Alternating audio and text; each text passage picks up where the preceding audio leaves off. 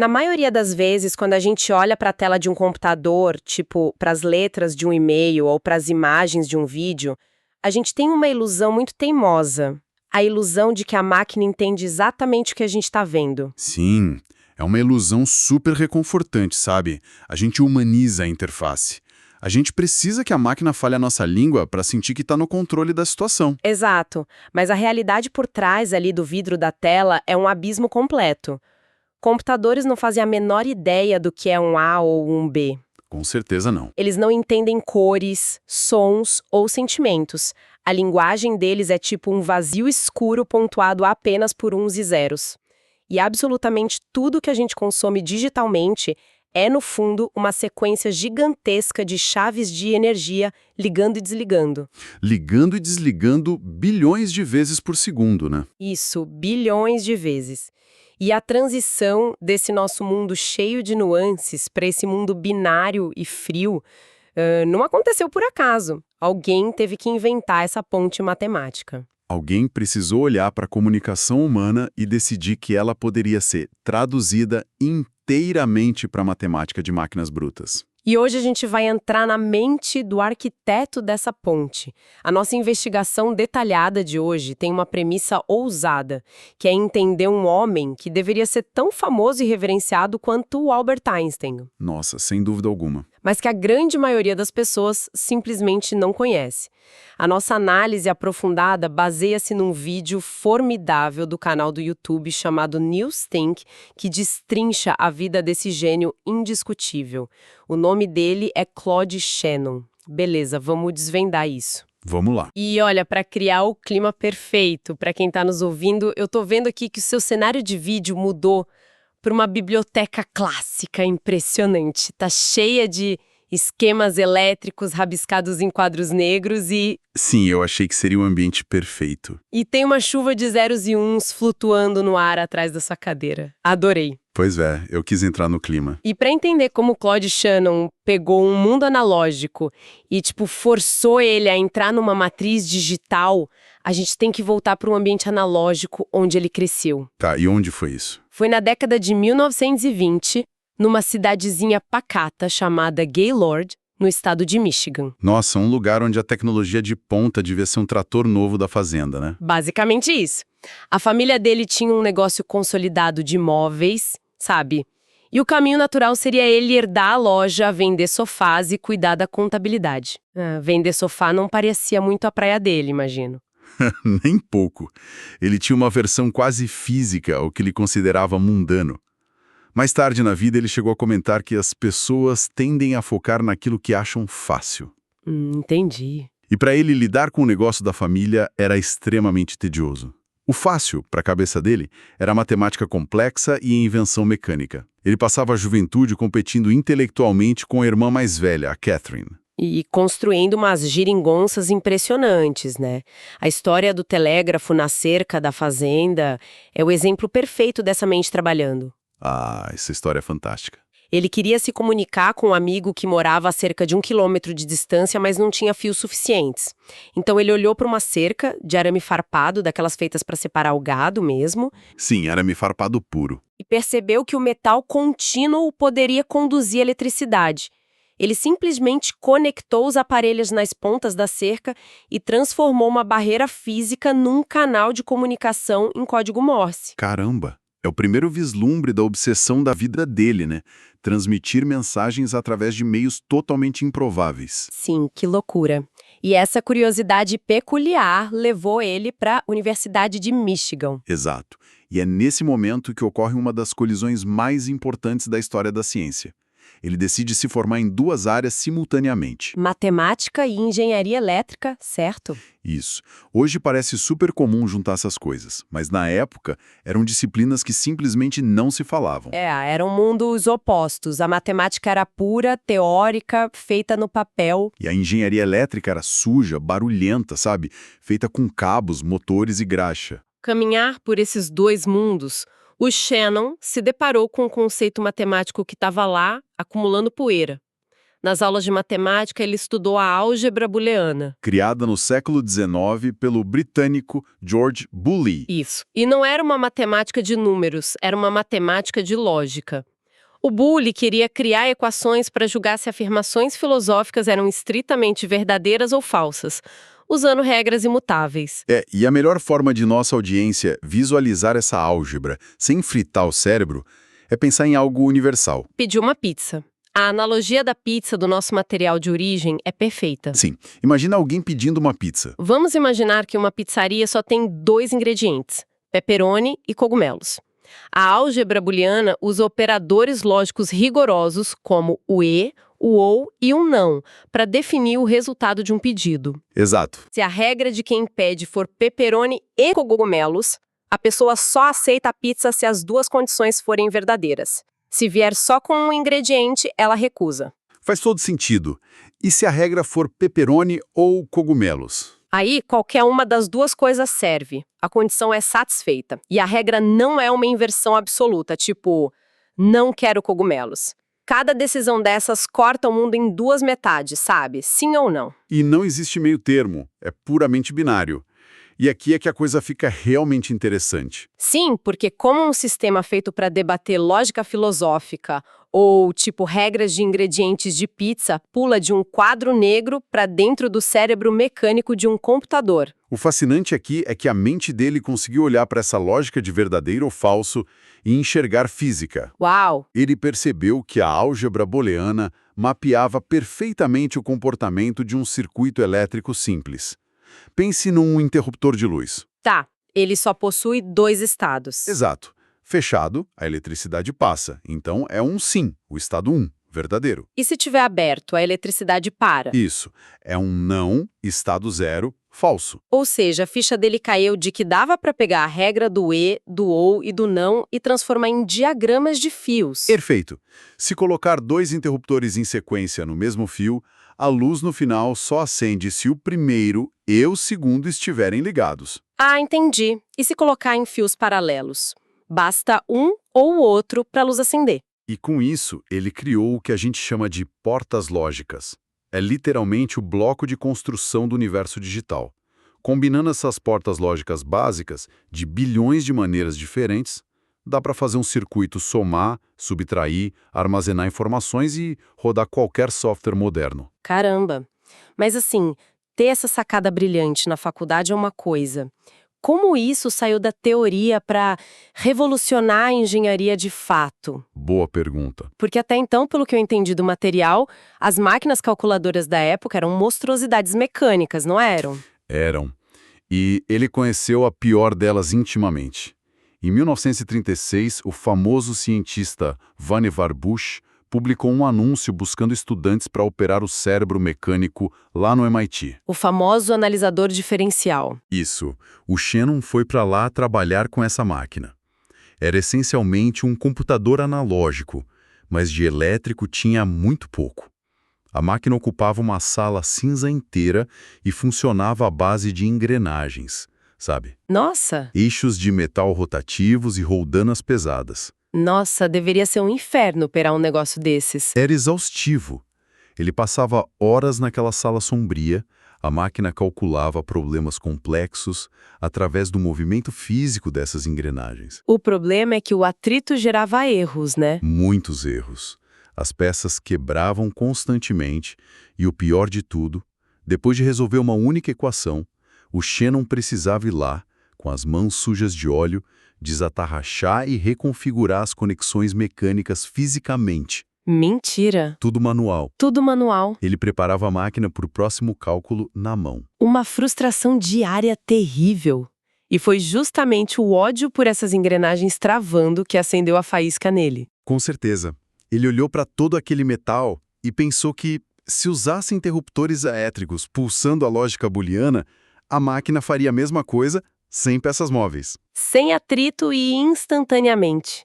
E foi isso que gerou a tese de mestrado dele em 1937, provando que qualquer circuito complexo poderia ser projetado com precisão usando equações lógicas. Sim.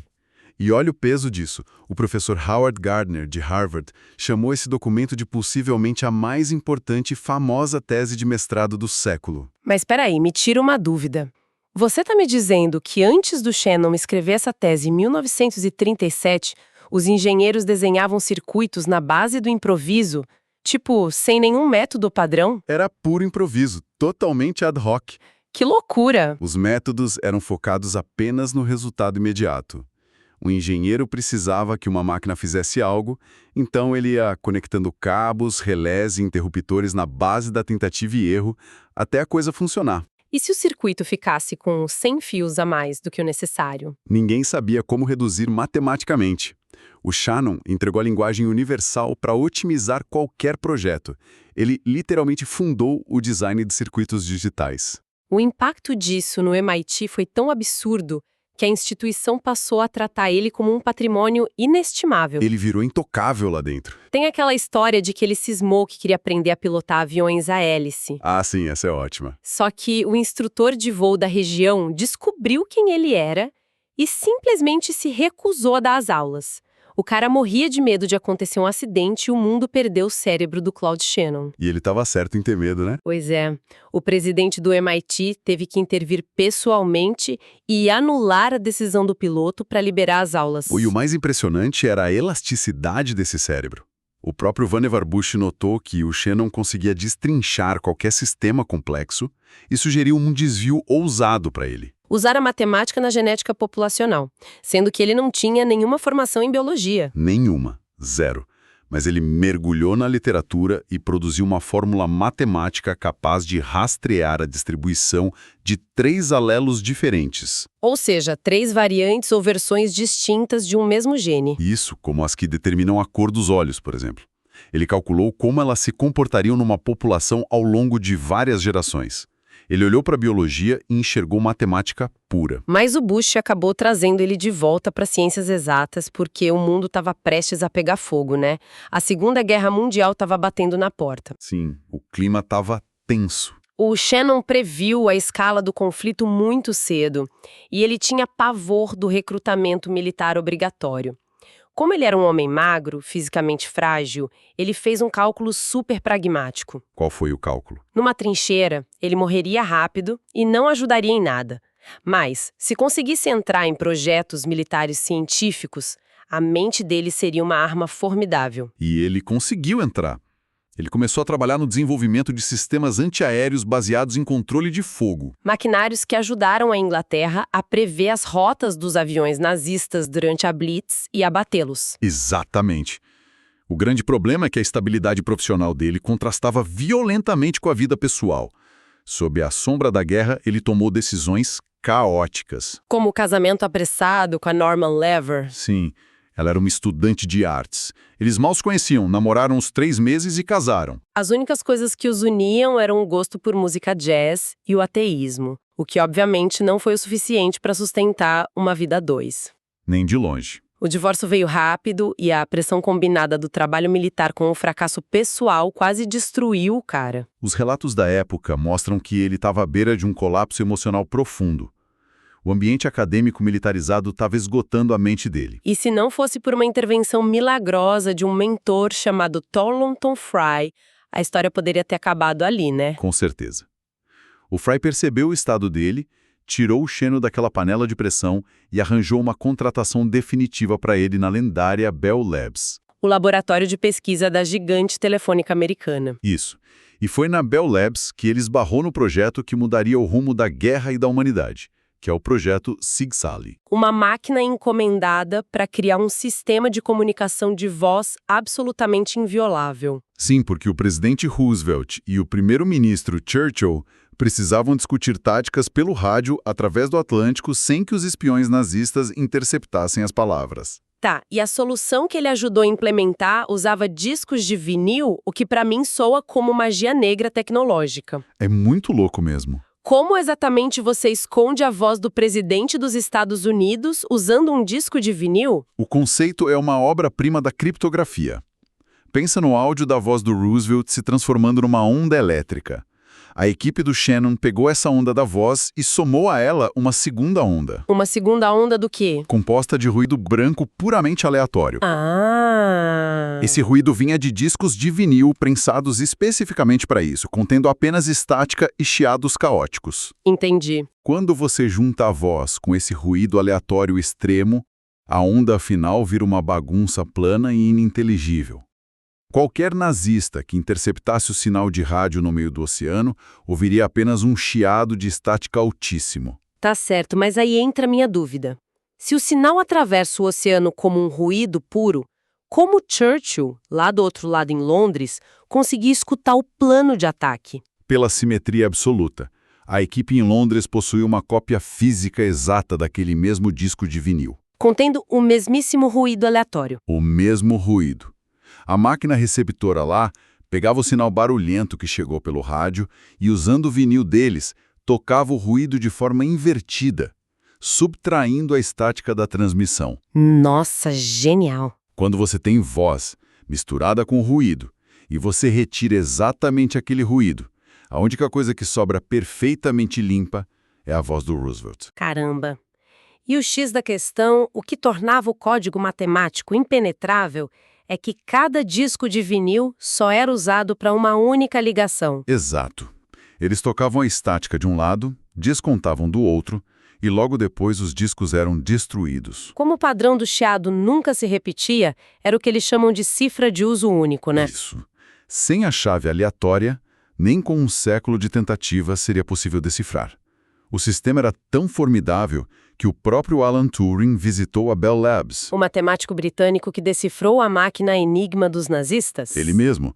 Ele inspecionou o Sig Sauer e atestou que era impossível de ser quebrado. Uau! E esse encontro constante com comunicações criptografadas, ruídos e transmissões provocou uma virada filosófica no Shannon. Trabalhar escondendo vozes no meio do caos fez com que ele começou a se perguntar sobre a natureza daquilo que estava sendo transmitido. O que é informação, afinal de contas?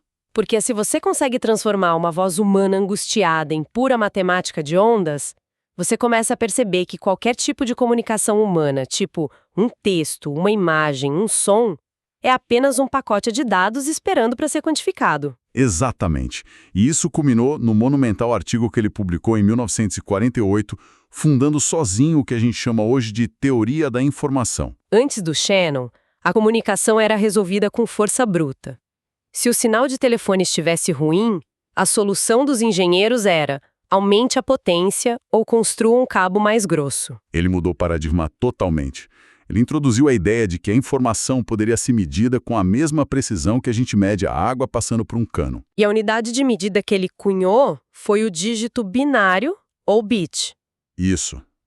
E para lidar com canais imperfeitos, como um cabo de telefone com um chiado ou um rádio com interferência, ele não tentou eliminar o ruído da física. Em vez disso, ele inventou o conceito matemático de redundância.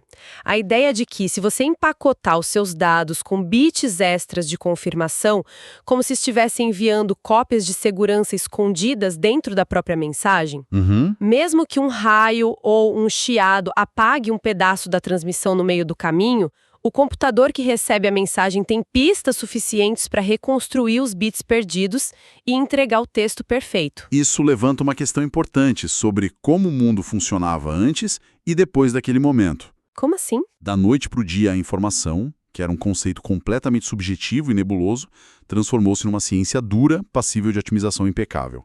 Todo o alicerce para a internet, a compressão de arquivos zip, o streaming de vídeo e a comunicação via satélite nasceu naquelas páginas. Naturalmente, isso transformou ele numa lenda viva nos corredores acadêmicos. O mundo científico da década de 50 e 60 queria coroar ele.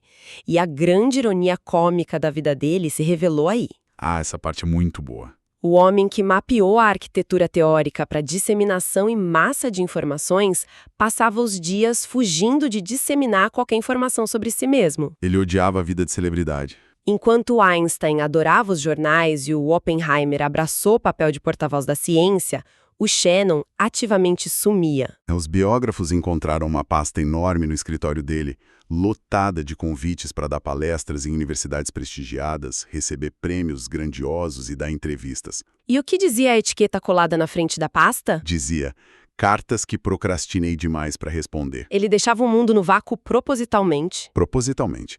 Ele até publicou um artigo reclamando que a teoria da informação tinha virado uma palavra da moda usada por economistas e psicólogos que não entendiam a matemática dele e queriam apenas parecer inteligentes. Nossa, bem direto.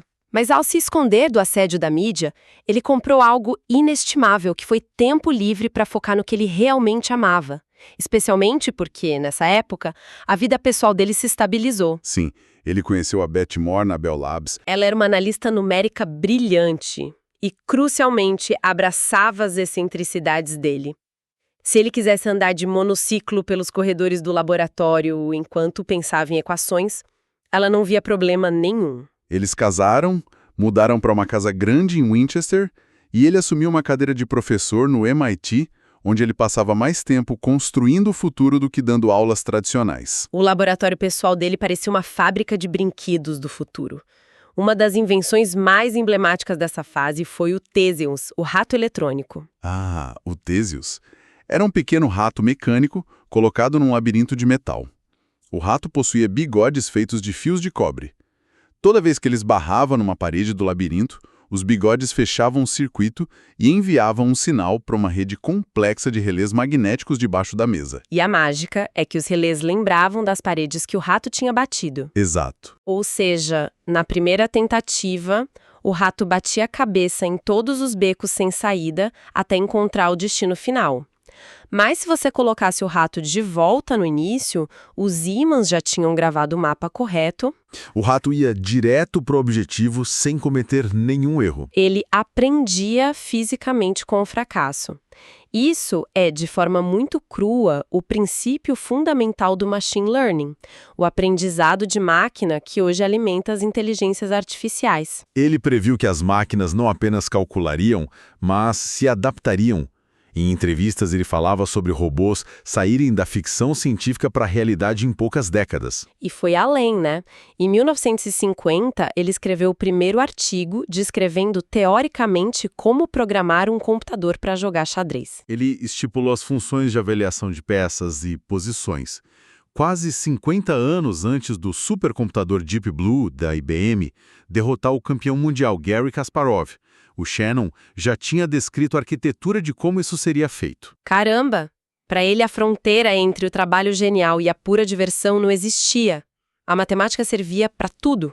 Ele era obcecado pelas leis da física por trás do malabarismo. Ele chegou a pendurar um aluno do MIT de cabeça para baixo. Sério? Preso por cordas. Preso por cordas? Preso por cordas, só para testar as equações dele, sobre a dinâmica de malabarismo invertido. Que loucura! E ele também voltou essa lente analítica brutal para algo muito mais lucrativo, o mercado de ações. Sim, usando algoritmos antes mesmo dessa palavra ser comum no mercado financeiro. Ele começou a aplicar uma teoria de rebalanceamento contínuo de portfólio.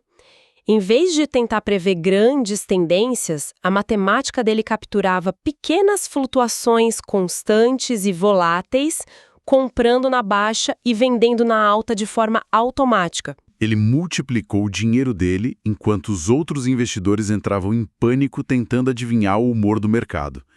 Ele conseguia extrair ordem e lógica de qualquer sistema caótico, fosse uma rede telefônica com chiado, os movimentos de um malabarista ou o desespero de Wall Street. O que torna o final da jornada dele um dos capítulos mais desoladores da história da ciência. Uma ironia muito, muito sombria. É verdade. Na década de 1980, a mente que processava o mundo com uma clareza impecável começou a falhar.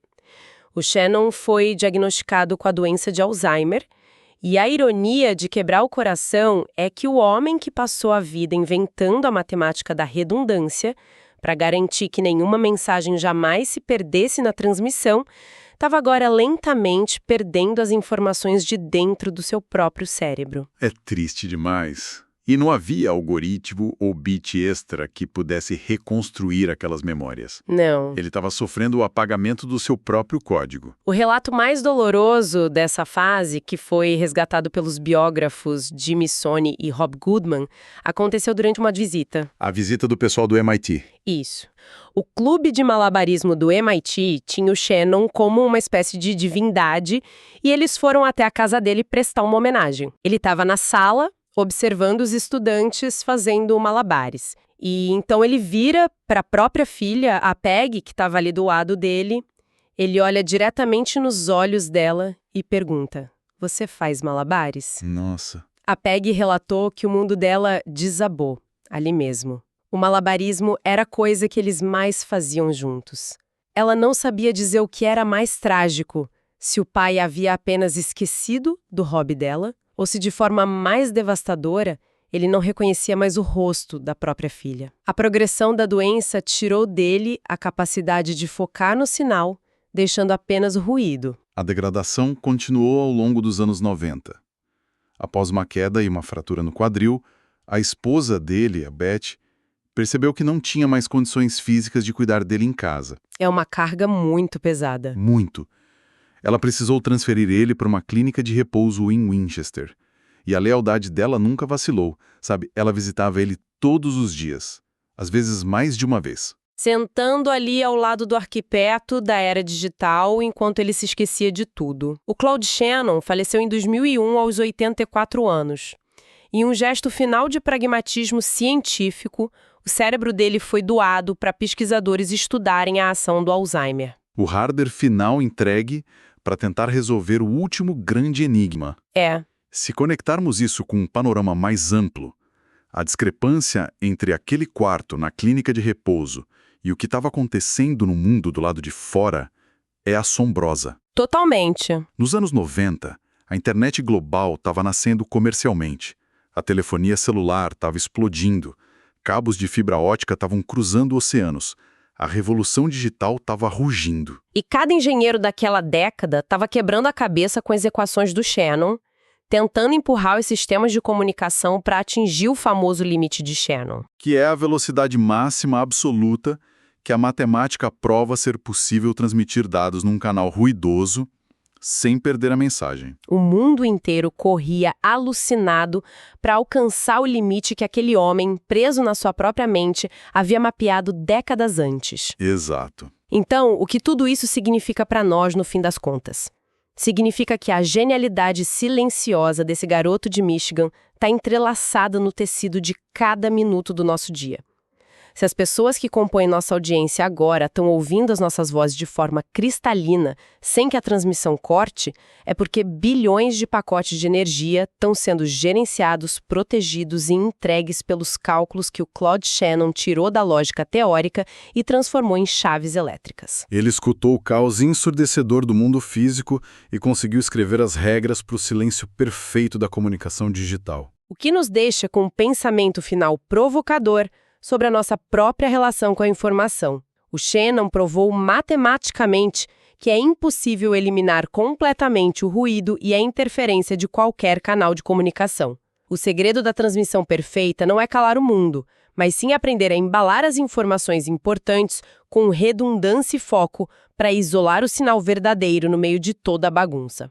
Hoje, nós vivemos bombardeados por dados, por notificações constantes e por uma infinidade de distrações digitais, todas possibilitadas pelas ferramentas dele. Talvez o verdadeiro limite que a gente precisa expandir urgentemente não seja mais a largura de banda de um cabo de fibra ótica. Talvez o desafio desta geração seja expandir a nossa capacidade orgânica de focar no sinal que realmente importa para nossas vidas, antes que ele seja engolido pelo barulho ensurdecedor da modernidade. Fica a provocação para o nosso próprio futuro.